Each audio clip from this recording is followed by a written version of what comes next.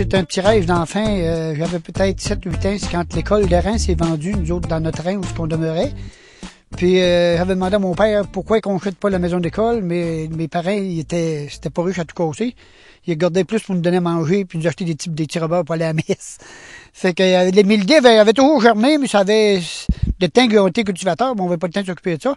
C'est quand j'ai tombé ma semi-retraite, ça a donné que le fait est arrivé. C'est un monsieur irlandais qui voulait, c'est un Irlandais, monsieur Bité, qui voulait prendre la maison d'école pour en faire une écurie. Fait qu'il a demandé, je dis, garde, s'il y aurait moyen de la sauver, ils ont compris tout de suite. Je vais vous parler présentement du poêle à bois. C'est un poêle à 2 pompes des années 1930. On l'a trouvé à Saint-Georges-de-Beauce.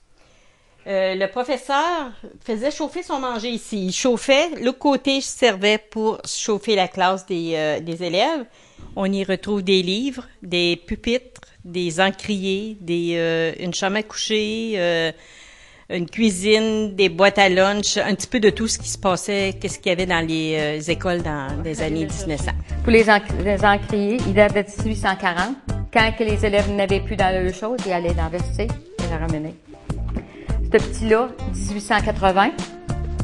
Ici, c'est le panier de pique-nique des années 1910.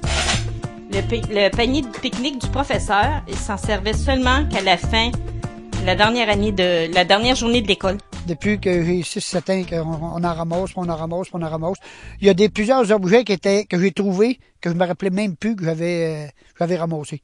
Et une autre chose, les gars du Musée de la Civilisation, les 3 conservateurs du Musée de la Civilisation, m'ont donné un fier coup de main dans des objets comme des objets bien spécifiques, des petits anges, des encriers, des objets bien spécifiques.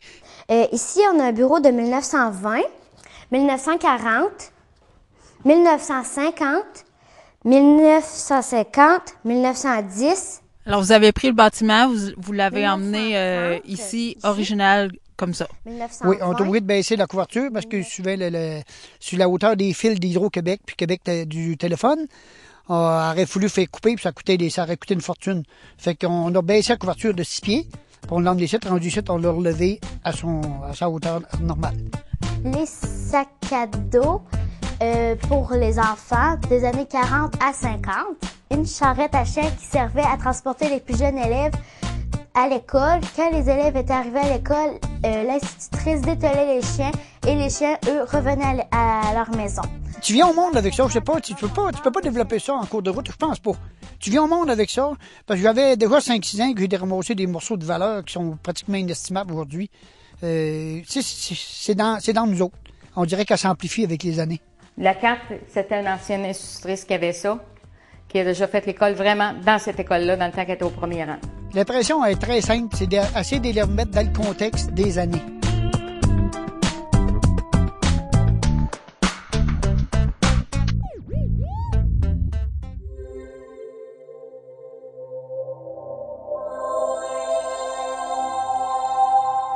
Télécogeco, exclusif au câble.